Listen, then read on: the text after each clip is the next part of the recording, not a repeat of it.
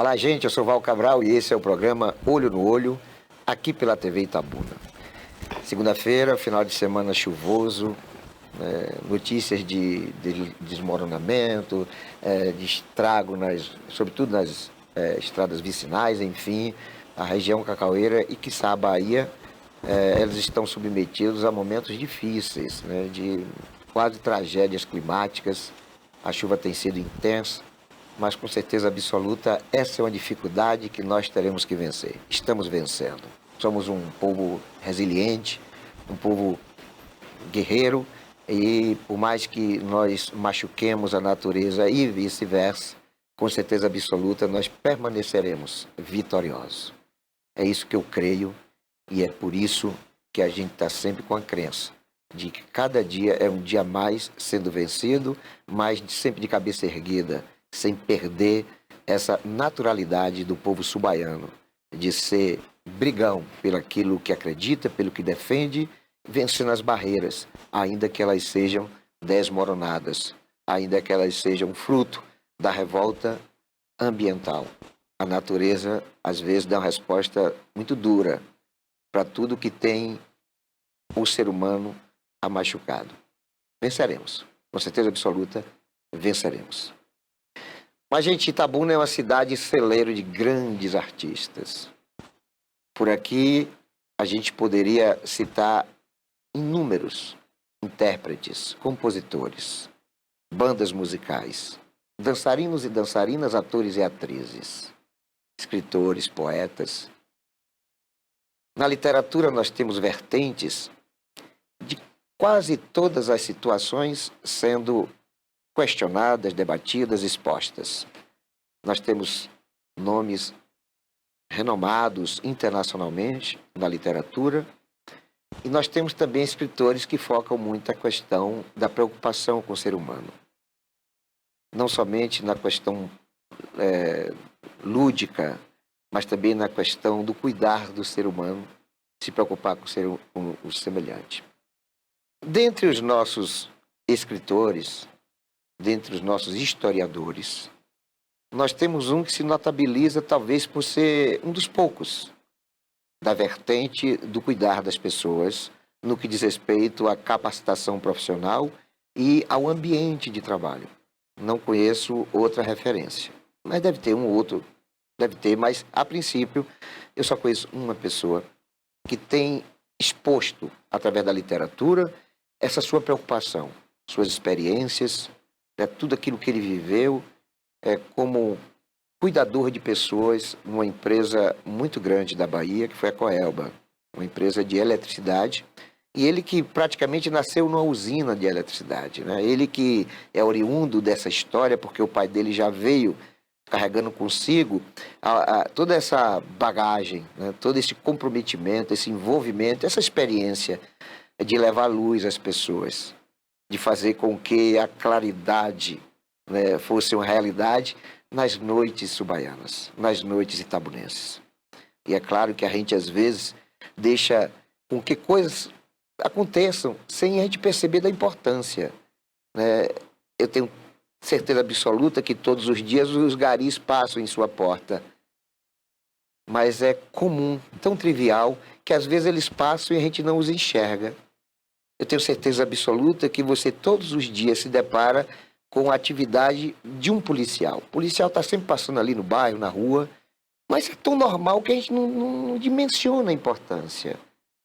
Então, assim, também de inúmeras outras atividades profissionais. A coisa é tão normal que a gente só sabe da sua dimensão de importância quando não a possuímos.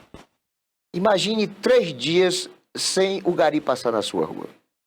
Imagine um dia sem sua rua ter a segurança de um policial. E talvez pensando nessas situações de ter que zelar pelo que nos pertence, pelo cuidado que um tem que ter com o outro, pelo alerta que é necessário para o trabalhador, sobretudo numa área tão complexa, tão difícil e de altíssimo risco e vulnerabilidade para o trabalhador, é que o nosso amigo Júlio Jacobina iniciou assim a sua caminhada literária. Primeiro, ele publicou Um Choque de Endomarketing, quase que uma autobiografia. Mas ele faz aqui uma mesclagem de tudo que eu falei, contando a história do Salvador Jacobino, o pai dele. E aí ele faz um enredo que é gostoso de ser lido. Você divaga, você viaja, você acaba encontrando nas palavras sempre extensas, sempre profunda na sua concepção, na sua qualidade e, sobretudo, nos seus objetivos, que você se apaixona tanto pela leitura que você começa e não quer terminar. Não é o tipo do livro que, independentemente ter ou não ter pertinência no seu cotidiano, você vai começar a ler e vai querer terminar de lê-lo. Não é o livro que você lê uma parte e por alguma ocupação ou outra, você acaba deixando a outra parte para ser lida em momentos posteriores. Isso acontece muito comigo, mesmo quando a leitura é muito profundamente intensa. E depois veio Endomarketing, que fala do impacto na saúde física e psicológica do trabalhador, do servidor de uma empresa. É sobre esses dois livros que a gente vai, a partir de agora, bater um papo com essa figura extraordinária, humilde, simples, e que tem se notabilizado por sua fácil escrita, pela sua fácil compreensão desse universo que é a necessidade de cuidarmos uns dos outros. Poderia, ele já aposentado, estar tranquilamente na beira de praia, mas por já ter vivenciado diversas situações, algumas ele vai narrar aqui para a gente, é que ele teve esse lado humanista de se preocupar com o semelhante. E eu quero começar esse bate-papo perguntando para o Júlio Jacobina o que é que fez com que ele começasse, sobretudo, Um Choque de Endomarketing. O que motivou ele a trilhar por esse caminho literário? Bom dia, meu querido Júlio. Bom dia, Val. Para mim é uma satisfação estar aqui com você, tá? E você falou tão bem, apresentou tão bem meus dois livros, com tanta, vamos dizer assim, com tanto conhecimento, com tanta afetividade, de uma forma tão criteriosa, que eu estou realmente impressionado, Val. E eu agradeço o convite, você ter me chamado para vir aqui na TVI.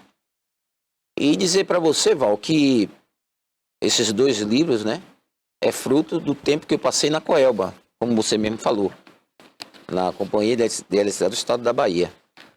E entrei meu primeiro emprego e aposentei na empresa. E como você falou, meu pai trabalhava na Coelba também. E aí tem a história de que você efetivamente é oriundo desse processo, porque você praticamente nasceu numa usina. Conta um pouquinho dessa história. É, muito engraçado. Realmente, eu nasci na usina Funil, ali próximo a Ubatã. Ali se conhece Piauí, naquela região. Barra do Rocha. E Barra do Rocha, perfeito. Meu pai foi fiscal, construiu, ajudou, foi um dos protagonistas na construção da usina hidrelétrica. E eu nasci na usina de parteira mesmo porque tinha, assim, o plano de saúde, mas ele optou eu nascer na própria usina, porque nós morávamos lá na própria usina. Lá tinha as casas, né? Lá tinha clube, cinema, um paraíso. A usina Funil, eu nasci e saí com 9 anos de idade. Fui alfabetizado na própria usina. Então, meu pai, no meu nascimento, eu recebi a visita, Val, dos eletricistas. Pra você ver minha história. E com 23 anos, eu fiz o concurso da Coelba, em Itabuna, e eu nunca perdi esse laço, do nascimento até minha aposentadoria.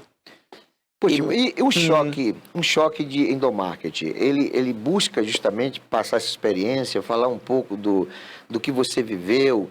Conta um pouquinho sobre esse livro. Perfeito.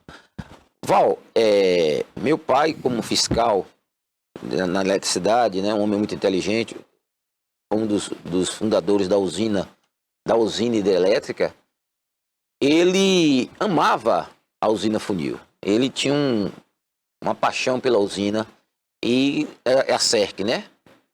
E a empresa CERC. E ele ficou ao longo desses, até meus 8 anos de idade, eu morei na usina Funil. E lá, como eu falei, ele era um homem muito comunicativo, um cara muito trabalhador, valorizava realmente a turma do campo, que eram os eletricistas. E como eu morava na usina, eu tinha 9 anos de idade, e eu participava, algumas vezes eu via as reuniões que ele fazia lá na empresa, E assim, a comunicação dele, entendeu? Era uma coisa que eu admirava, a comunicação e o bom relacionamento que ele tinha com esses eletricistas no campo. Foi o que me motivou a escrever meu livro depois que eu fui para a faculdade. E eu conheci essa temática, é o endomarketing, que é a comunicação. E aí eu lá na faculdade, poxa, já que eu estou estudando sobre o endomarketing, eu vou realmente escrever um livro sobre o endomarketing, contando também a história do meu pai, desse guerreiro que realmente, para levar energia naquela época não era fácil.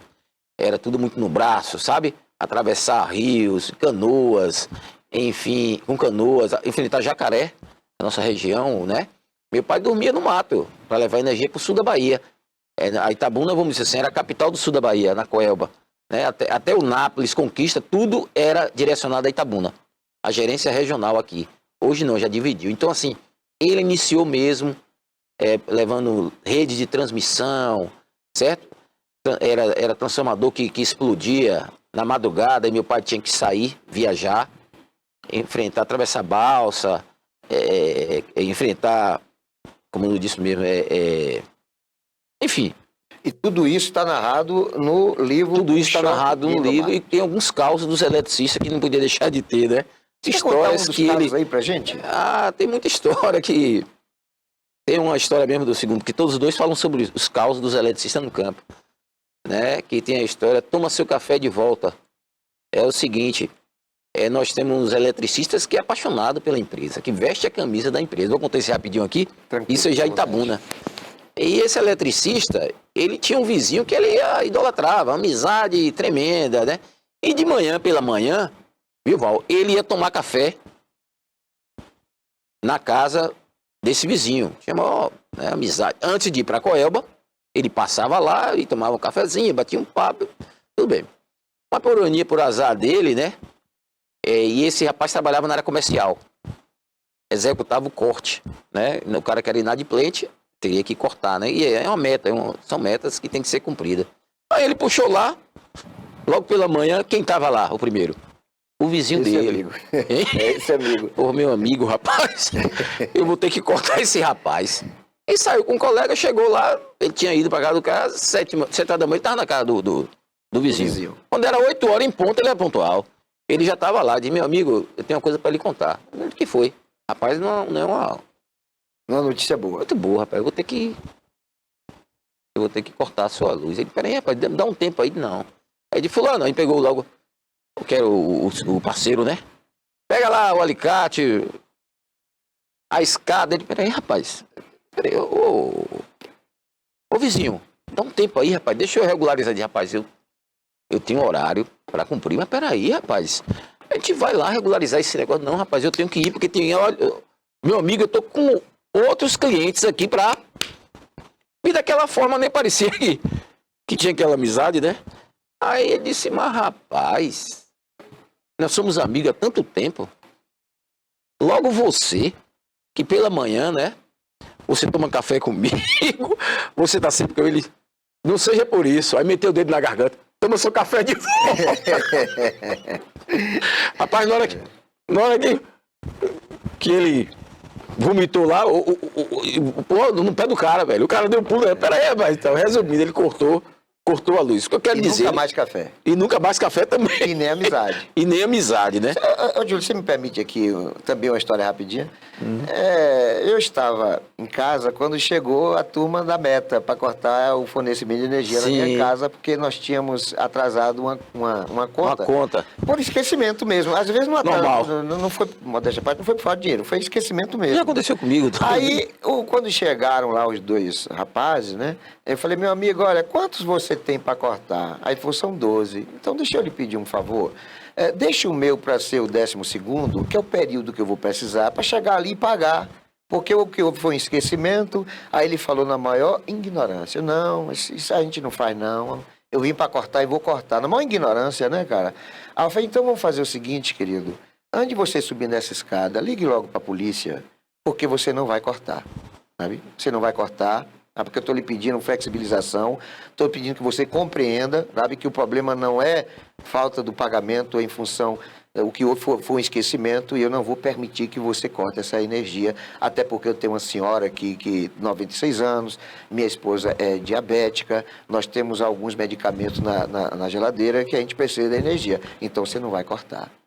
Aí quando ele viu que a coisa era muito séria, ele me fez assinar lá um documento de resistência e tal, e eu assinei prontamente, e a energia não foi cortada. Aí eu era muito amigo do proprietário da empresa, cheguei lá, expliquei, no final aquela multa que normalmente é aplicada, quando isso acontece, até disso aí eu consegui me desvencilhar. E eu imagino, olha que eu sou usuário, imagine para quem opera, né, a eletricidade, quem opera o serviço, deve ter muito mais histórias, não tenho dúvida. Imagine ele era amigo do cidadão, né? Mas uma vez publicado o seu primeiro livro, que é Um Choque de Endomarketing, parece que você gostou. Gostou da literatura, gostou de escrever. Foi uma cachaça, né? Como diz assim, cachaça, essa né? temática é o endomarketing. Bom, e aí logo depois você veio para endomarketing. Na segurança do trabalho. Com viés na segurança do trabalho. Que já é uma coisa mais técnica, né? Sim. Já é uma coisa mais voltada para dar um aprendizado para o servidor da Coelba, das pessoas aprenderem a lidar com o dia a dia. Fala um pouquinho desse trabalho seu. Perfeito. Como vou lhe falar sobre a etimologia da palavra. Endo é uma palavra grega, quer dizer todo movimento, toda ação voltada para dentro da empresa, né? O marketing dentro da empresa. Então essa comunicação dentro da empresa ela tem que ser eficaz, entendeu, Val? O executivo, o líder, ele precisa ter uma boa comunicação com seus colaboradores para desenvolver um trabalho com qualidade. Imagine se seu chefe tem antipatia de você. Ou vice-versa. Ou vice-versa, perfeito. E você trabalha numa área de risco. Né? Você sai pela manhã... O resultado pode ser vulnerável. O resultado pode vir a perda. Sim. Né? Você pode morrer, você pode ter um problema temporário, né? Problema de saúde, de doença ocupacional. Então, assim, a eletricidade ela é invisível. Ela não tem cheiro, mas ela é perigosa. Você tem que trabalhar com muito cuidado e você tem que estar emocionalmente muito bem no desenvolvimento das atividades. Então, foi o que me motivou a escrever esse Mais Endomarketing, Menos Acidentes. Foi isso aí que eu comecei a se preocupar muito com o pessoal do campo, na utilização dos equipamentos de proteção, entendeu? Porque a falta de uma luva, a falta de um material, pode trazer sérios problemas. Perder a vida, você perder um olho, você perder um braço. Eu já perdi vários colegas por não utilizar os equipamentos de proteção. E é muito triste você chegar no trabalho e perguntar, cadê fulano de tal? Morreu, Júlio. Ele morreu, foi eletrocutado. Por quê? A empresa forneceu equipamento, a empresa deu treinamento e ele, por negligência, às vezes, comete um ato inseguro. Então, foi esse tipo de situação que estimulou você a publicar o livro. Perfeito, Val. Aí eu fui presidente da CIPA, né? Que é a Comissão Interna de Prevenção de Acidente, onde o objetivo da CIPA é conscientizar não só os líderes, como os colaboradores, na prevenção dos acidentes, né, no ambiente organizacional, na estrutura com relação às instalações, à iluminação, enfim. Nós não podemos ocultar os riscos ambientais. O grande problema é quando a gente oculta os riscos, você tem sérios problemas futuros, né, no transporte também dos veículos, enfim. Então, trazendo aqui uma analogia, Val, no mundo, mais de 2 milhões de pessoas são mortas por acidente de trabalho e doença ocupacional. Se você vê, fazendo analogia mesmo, são 2 Maracanãs e meio de pessoas mortas todo mês, mais do que na guerra, né? No livro você tem aborda a questão do assédio moral, que parece que é uma coisa muito praticada nas grandes empresas. Fala um pouquinho sobre essa questão aí. É porque às vezes o próprio líder, ele às vezes não tem o conhecimento sobre o assédio, né? Assédio moral, o que é assediar? É importunar, é vexar, é ridicularizar as pessoas, não é isso?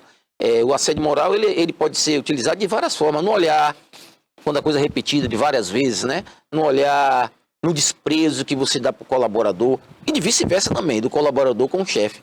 E eu escrevi realmente, a ideia é combater o assédio moral nas empresas, não digo só no setor elétrico. A gente tem que mudar esse modelo de gestão autoritário, né? De perseguição. Entendeu? Quando o chefe não gosta do cara, persegue o cara. Para fazer, às vezes numa empresa como uma empresa pública, faz aquilo para ele pedir para sair. Já que ele não consegue demitir, ele faz aquela coisa, ele aterroriza mentalmente o cara, né? Persegue, isso provoca depressão e às vezes até suicídio. Então eu senti na obrigação, Val, nesse livro, de dar um despertar nesses líderes, né? Como também colaboradores, na importância do respeito no ambiente de trabalho, tá? E você tratar as pessoas com carinho isso não quer dizer que você não seja um bom líder. Positivo. Júlio, você está no segundo livro, né? E eu tenho até uma experiência pessoal, eu sou ilustrador do livro Anchieta, Nosso Santo, do acadêmico Eduardo Cavalcante Silva. Eu já publiquei o livro Artigo de Val Cabral, e agora eu estou no segundo livro, né, que é o Etc. Devo estar lançando mês que vem. Eu sei que as coisas, para começar, ela precisa de motivação, né? Você já teve essa motivação porque você está no segundo livro. E o terceiro? Se pode esperar o terceiro para breve? Não é breve, mas eu estou fazendo uma pós em saúde e segurança do trabalho. Me especializei nesta área. E o terceiro livro vai ser um livro técnico, que eu vou falar da minha experiência e eu vou dar um alerta realmente para as empresas que evite ocultar os riscos ambientais. Porque tem a CAT, né, Comissão de Acidente de Trabalho. A empresa ela é multada quando ela emite essa CAT, essa comunicação. Mas ela recebe uma multa e ela vai ter um problema maior do que da imagem dela perante seus stakeholders. Quem são? Os acionistas, seus fornecedores, seus clientes. Então, eu quero dar um alerta para as empresas. Pelo amor de Deus, como diz assim, né? Que vocês realmente levem a sério o problema da saúde e da segurança do trabalho. Porque são seres humanos, que o capital mais importante nas empresas é o ser humano, né, Val? É o trabalhador. Júlio Jacopina, querido, eu quero lhe parabenizar pelos 2 trabalhos. Vou ficar na espera do terceiro, né? E quando ele surgir, é óbvio que o espaço aqui será disponibilizado para você. Parabenizar, né, pela leitura que você me propiciou e dizer que é por aí. Eu acho que se preocupar com o semelhante é uma virtude que tem tudo a ver com a pessoa de bom caráter, a pessoa humanista, e você se caracteriza nesse contexto. E quero lhe agradecer, por fim, por estar nos dando essa oportunidade de um bate-papo contigo aqui no programa Olho no Olho. Val, quero agradecer você, a TVI, a Barbosinha, e dizer sinceramente, a abordagem que você falou assim, sobre segurança, sobre o meu livro, assim, foi assim, espetacular. E assim, você tem uma coisa que eu, assim, primeira vez que eu estou sendo entrevistado com você, entendeu? Você fala mesmo com os olhos, você transmite, certo? Assim, não só conhecimento, como eu falei, assim, me proporcionou uma certa tranquilidade para que eu abordasse o tema. E muito obrigado, e eu estou disponível, certo? E o terceiro livro, vamos sair, eu espero voltar aqui, retornar a casa e ser convidado por você para ser entrevistado. Valeu, Júlio. Obrigado, querido. Olha, nós vamos a um breve intervalo, mas é coisa muito rápida. É um pelar e um pecar.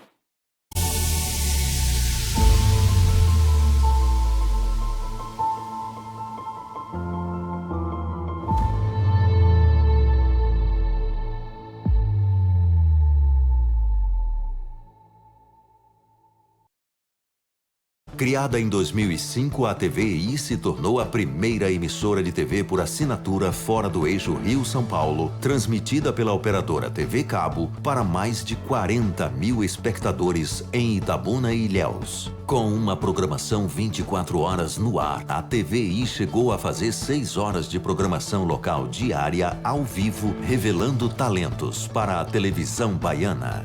Inserida na Lei do Cabo, a TVI passou a integrar o seleto grupo de TVs com programação qualificada junto à Ancine e contribui com a capacitação do mercado audiovisual da Bahia para a captação de recursos para a produção de minisséries, reality shows, documentários e outros produtos de entretenimento para as mais variadas plataformas. Equipada com estúdios de áudio e vídeo e modernas ilhas de edição, a TVI também está preparada para trabalhar no jornalismo factual local, inclusive utilizando sua unidade móvel SDNG.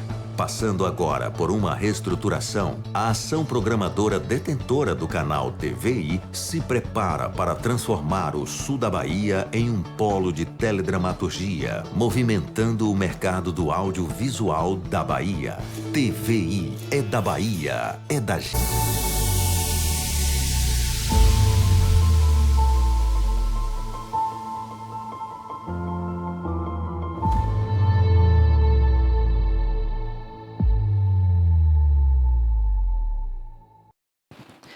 Olá, gente, estamos de volta. Eu sou Val Cabral e esse é o programa Olho no Olho, no seu segundo momento.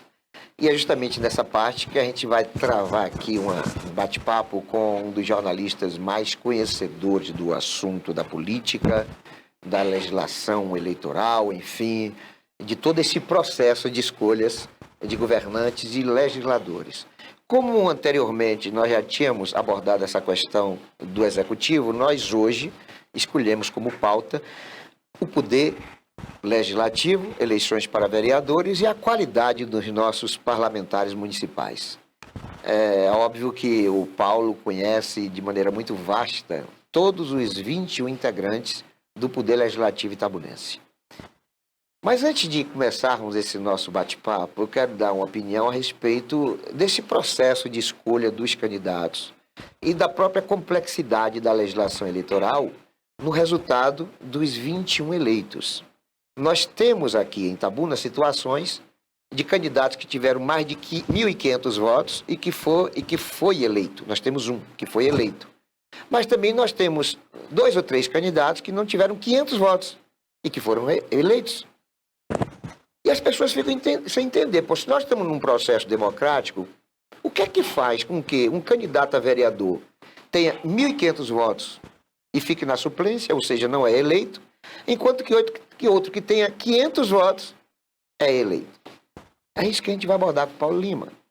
O que é que faz, por exemplo, um cidadão servidor, de conduta ilibada, muito conhecido, extrovertido, boa praça, sorridente, solícito, perdeu a eleição com votação, assim, tipo, muito pequena, enquanto que outro indivíduo, né, sisudo, não muito servidor, uma pessoa não muito querida, é eleito com 4, 5, 6 vezes a quantidade de voto do anterior. Vamos ver se a gente extrai do Paulo Lima, jornalista Paulo Lima, resposta para essas indagações, né? Vamos ver se a gente desconstrói as dúvidas, se a gente faz com que o conhecimento do Paulo seja suficiente para que nós saibamos o que efetivamente há de discernimento em todo esse processo de escolha dos candidatos, posteriormente de escolha dos eleitos. Porque antes tem um processo de convenção e nem todos que querem ser candidatos podem ser candidatos por diversas razões. Paulo Lima, meu querido, bom dia. Olá, meu amigo telespectador internauta da TV de Itabuna, da TVI, a nossa televisão. Bom dia, meu amigo de longas datas, Val Cabral. Mais uma vez eu estou aqui no seu programa Olho no Olho para falar até de um tema importantíssimo, que é o poder legislativo da nossa terra.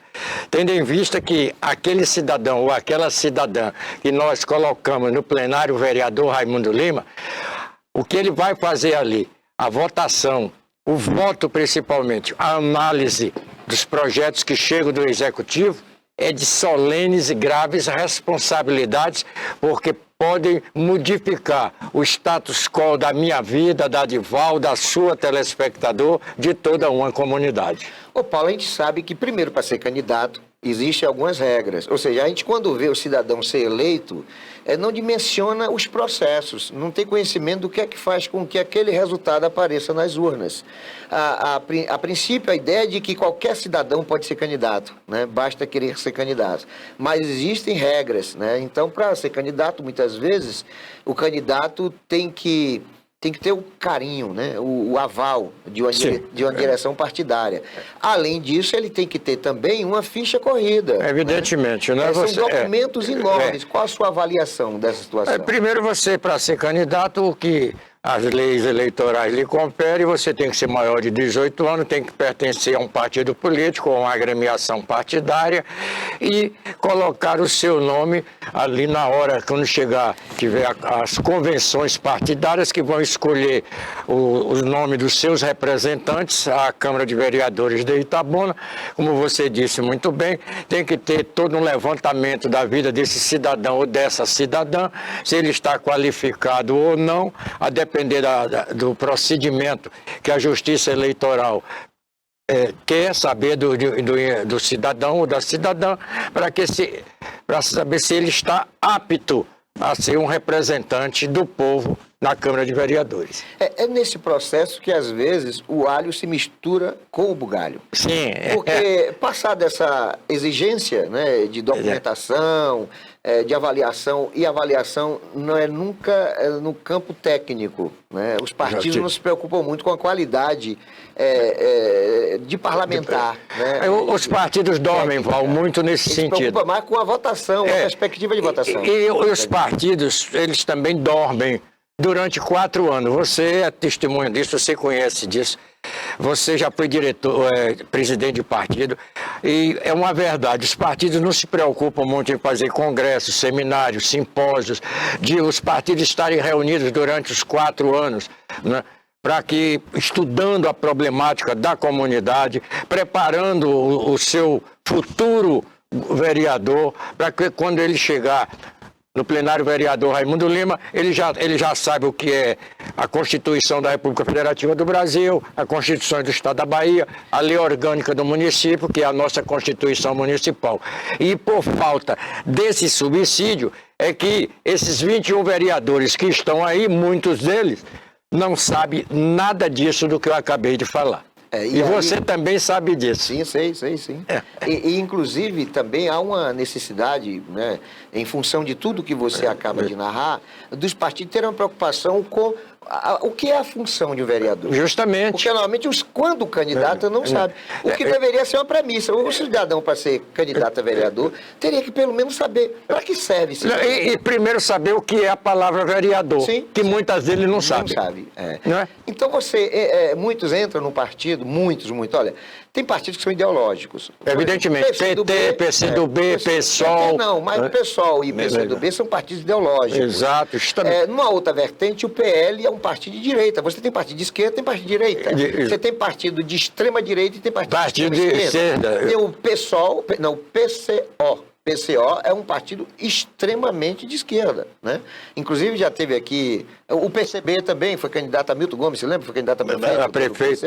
Então tem partidos que são, assim, de uma política ideológica de extremidade profunda no contexto das ideias, dos dogmas. Mas aí, esses partidos também têm dificuldade de incutir na cabeça dos seus representantes e dos seus possíveis candidatos essa coisa do aprendizado, né? Você tem pessoas no PCdoB que pensam como burguês e você tem candidatos e políticos e eleitos no PL que têm uma ideia muito voltada para essa questão até do socialismo. Justamente. E isso talvez seja resultado dessa falta de aprendizado. De aprendizado, justamente. Olha, Val, eu acompanho mais de 50 anos a Câmara de Vereadores de Itabuna. E eu sou testemunho ocular e às vezes eu fico estarrecido quando eu vejo vereadores, porque eu posso ser vereador da base, você ser prefeito de Itabuna e eu estar na base do seu governo e eu usar aquele tempo do vereador ou da liderança política para alertar o governo. Sim. Eu posso alertar o governo.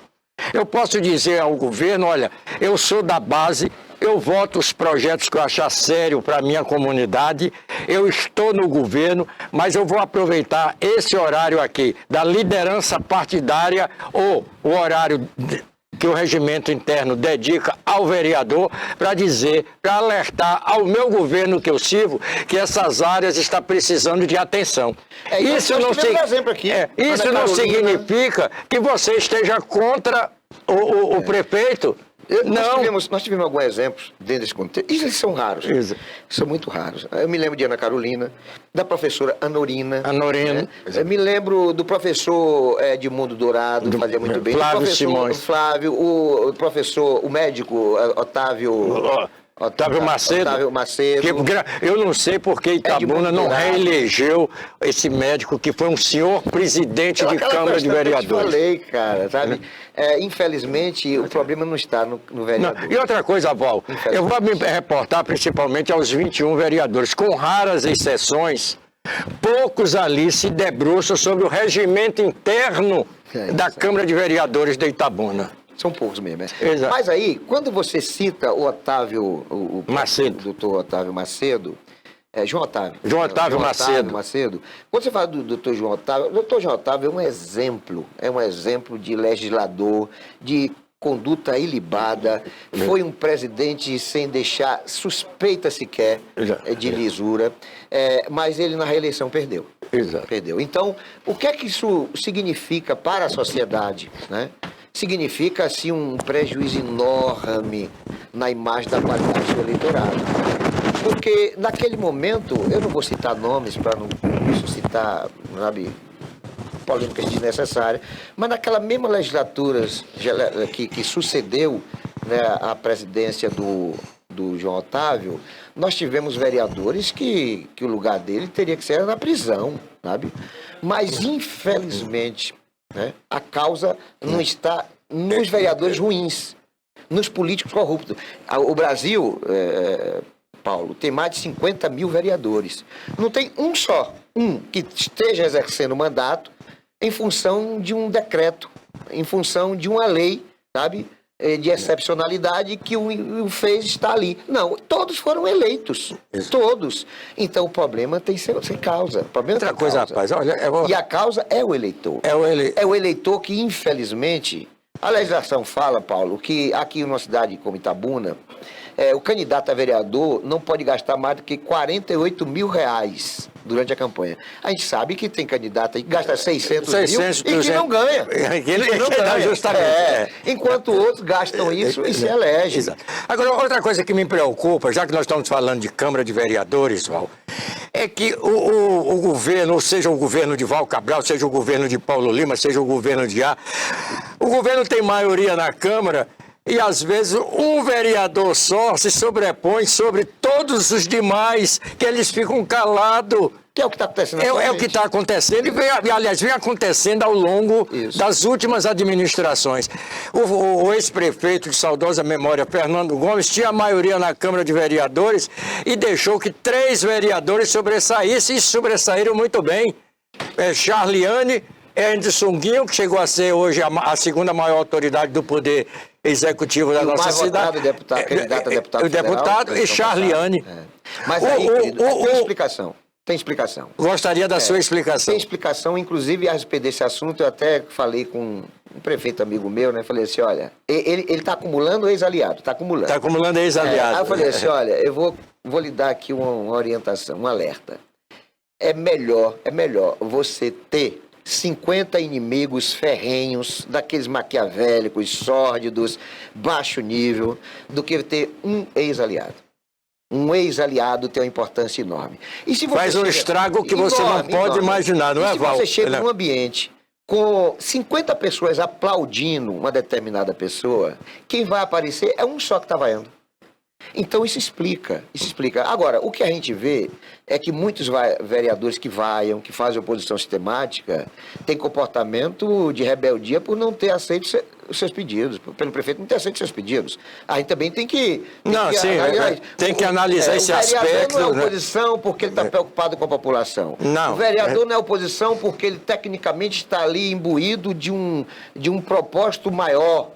Não, ele faz oposição ao prefeito porque o prefeito não cedeu. E às vezes os pedidos são inaceitáveis. Justamente. Né? São inegociáveis. Então, você vê, basta você ver, quando a gente está falando aqui de Itabuna, todos os 21 vereadores, todos os 21, sabe, deram sustentação política ao prefeito. Não tem um que começou na oposição. Não, evidentemente. Lá Fernando Gomes, o Guinho começou na oposição, Charliane começou na oposição, mas dos atuais 21 vereadores... Não, Charliane não começou na oposição, não.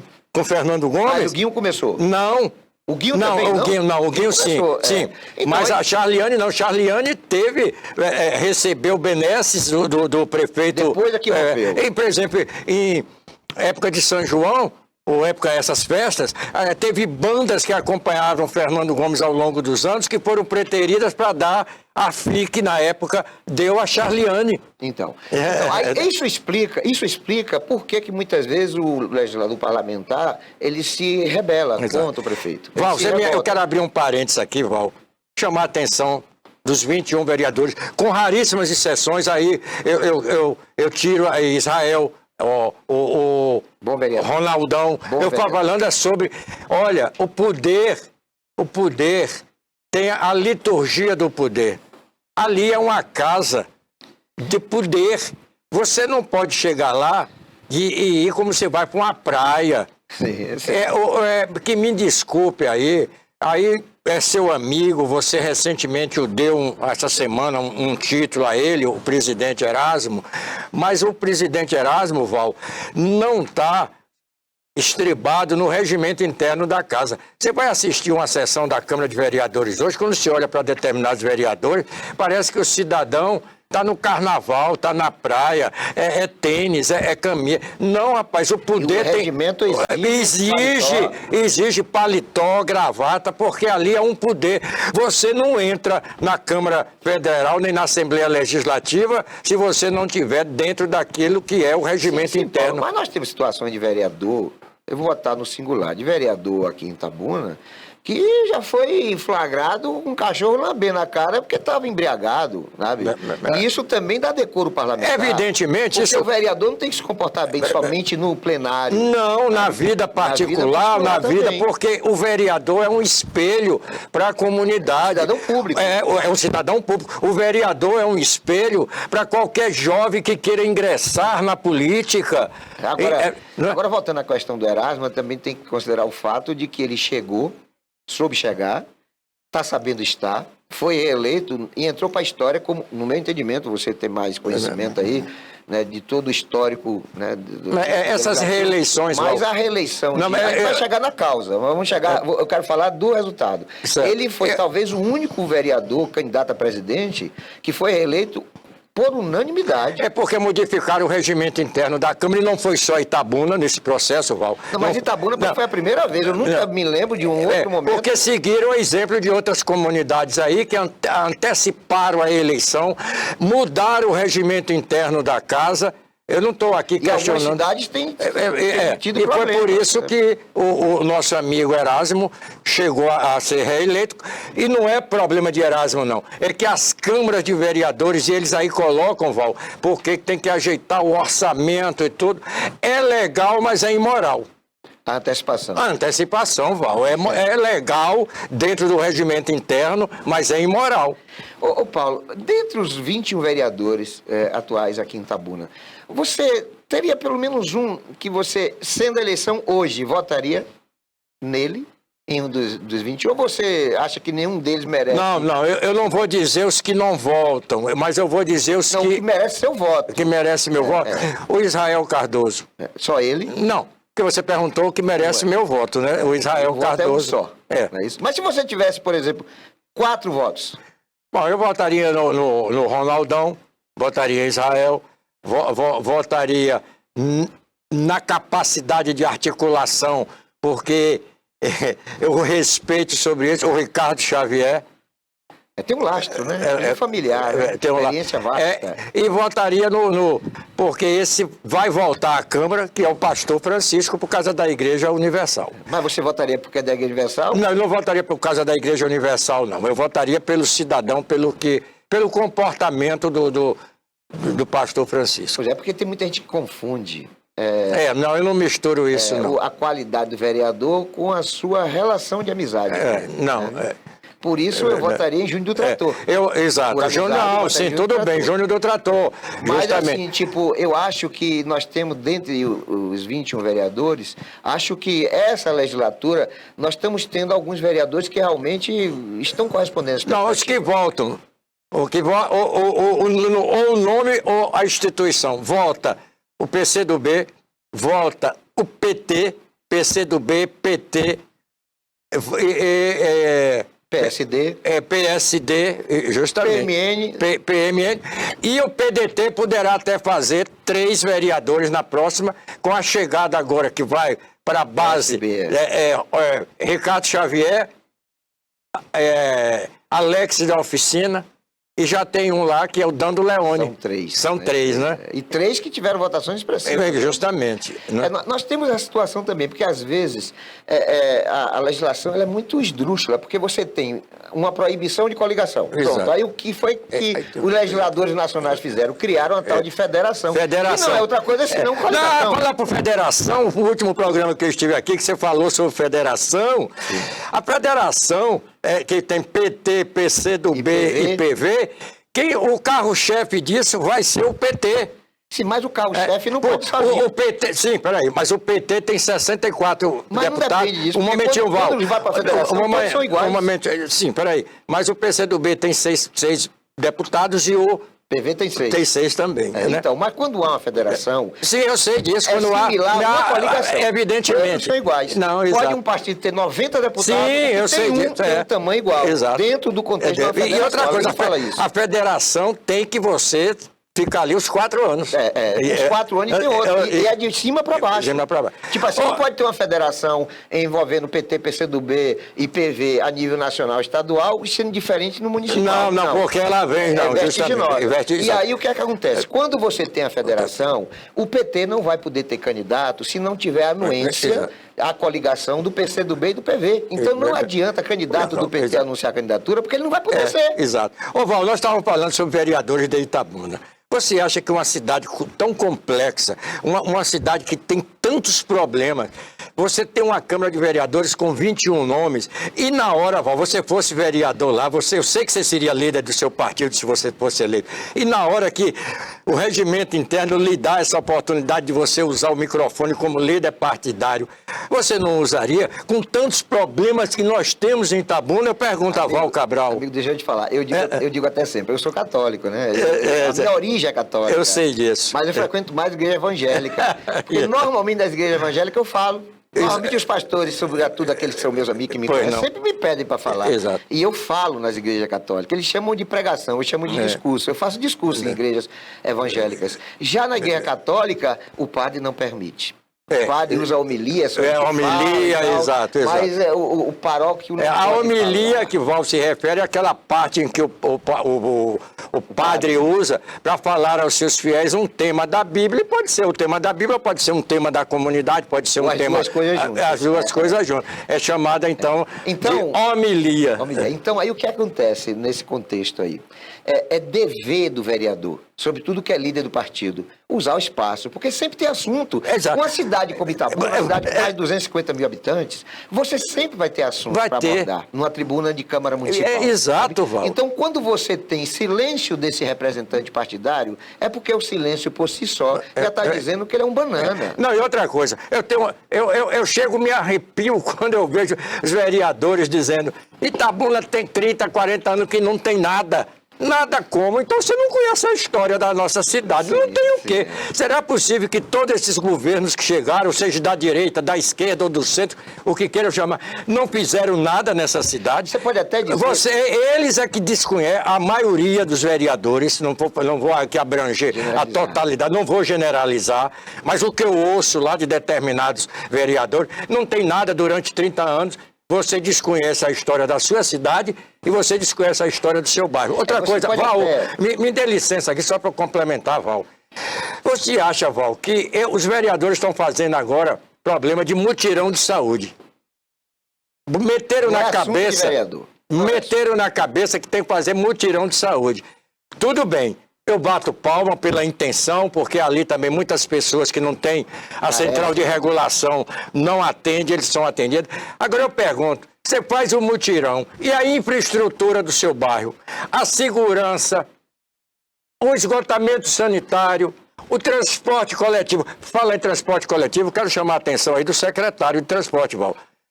Abriram uma linha para o bairro da Mangabinha, mas essa linha agora não está funcionando bem. Estou chamando a atenção. Eu acho Paulo, que, né? Paulo, essa coisa do mutirão, eu sempre digo que mutirão só acontece porque existe uma lacuna no serviço. Evidentemente, Val. Quando o governo não atende às demandas, aí surgem os chamados políticos oportunistas. Isso. Sabe? E aí faz mutirão. Não é que nós sejamos contra o mutirão. Não, eu acabei de citar aqui também. Justamente. Sabe? Mas a função, por exemplo, de um vereador não é fazer mutirão. Não. A função do vereador é exigir que o Poder Executivo ocupe o espaço, né? Que o Poder Executivo faça com que aquele posto tenha médico, medicamento e equipamento para que depois não seja necessário a realização de mutirões. Então é preciso que o político tenha essa consciência, mas também é preciso que o eleitor saiba que aquele benefício ali é um engodo. A realização de mutirões, muitas vezes, tem como objetivo não é tratar bem as pessoas, é cooptar as pessoas. Justamente. É usar o que é do povo, porque normalmente esses mutirões, eles são exercidos por servidores públicos. até por serviços públicos. Justamente. Né? Para ser usado e aproveitado por determinados partidos, determinados políticos. Então é preciso que o eleitorado tenha essa compreensão, tenha esse discernimento, que mutirões só acontecem porque problemas lá atrás acabaram submetendo Justamente. a essa política de dificultar para depois facilitar com o objetivo de captação de votos. votos. Eu gostaria de abrir um parênteses aqui no seu programa e esclarecer algumas perguntas que estão me fazendo no meu zap e pessoalmente na rua. Se eu tenho alguma coisa contra o PROCON e a vigilância sanitária. Não. Eu apenas alerto o poder. Sabe por quê, Val? Quando eu fui chefe de comunicação do governo passado, de 3 em 3 dias eu mandava um repórter, uma repórter, à vigilância sanitária e ao PROCON. Para que, Val, a vigilância sanitária e o PROCON? A vigilância sanitária, para que a comunidade tomasse conhecimento de quantos quilos de carne foi apreendido nos açougues e tudo. Mandava no PROCON para saber como era que o diretor do PROCON estava agindo em relação aos supermercados, problema de empacotamento, essas coisas, o que está dentro do PROCON. Eu não sou contra ninguém. Você aí que é advogado ou advogada... Já que você fala de uma atitude que você tomou, que não tem ligação direta com comunicação, mas é preocupação do gestor de comunicação para que as coisas fluem.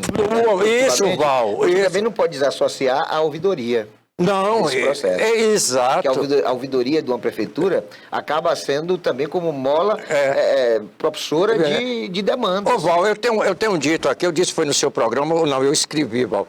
Por que a Procuradoria,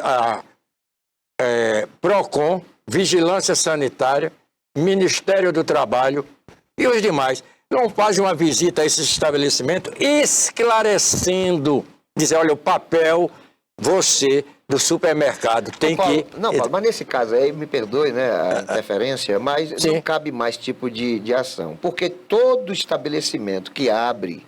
todo, tem que ter um alvará de funcionamento, tem que ter uma inspeção, e nesse processo ele acaba tendo as regras do funcionamento daquele estabelecimento. Sim, claro, mas eles não fazem. É a fiscalização mesmo. Mas é isso que eu digo, Val.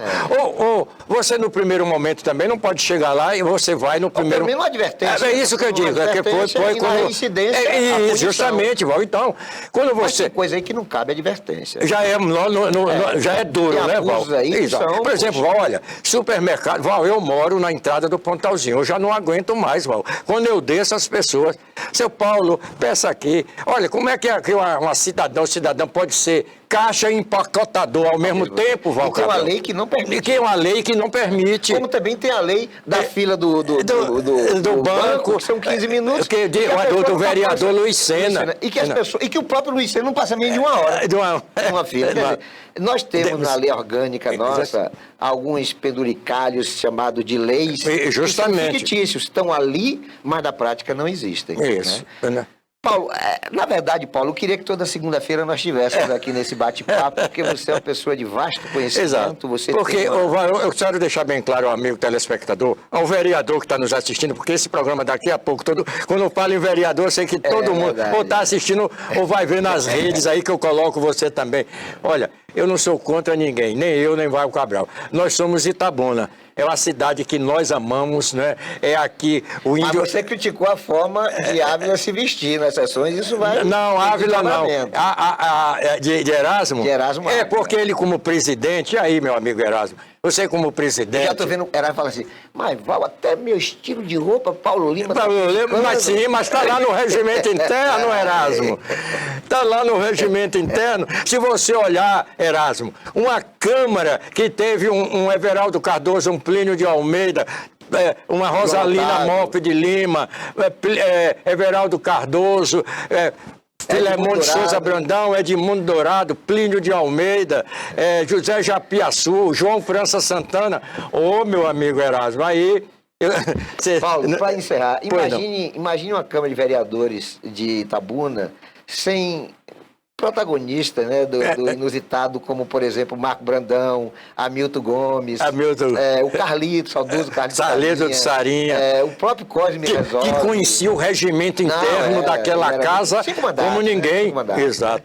Então imagine uma Câmara sem esses protagonistas. Evidentemente. Seria uma Câmara sem graça. Sem graça, não seria. Ela tem que ter. Por Todas sinal, as vertentes eu vou encerrar. Já estamos. Já estamos. Já dá ainda para. Não? Não. Pronto. Vamos indo embora. Né? Paulinho, querido, eu quero lhe agradecer. Segunda-feira de novo aqui conosco. Vou estudar. Vamos estudar, né? Então, valeu, querido. Muito obrigado aí mais uma vez pela sua participação conosco. Eu que agradeço a você e uma semana de paz e luz e que o Divino Mestre Jesus ilumine a todos nós. É isso aí. Obrigado também a você, meu amigo, você, minha amiga, que tem sempre nos prestigiado com sua audiência.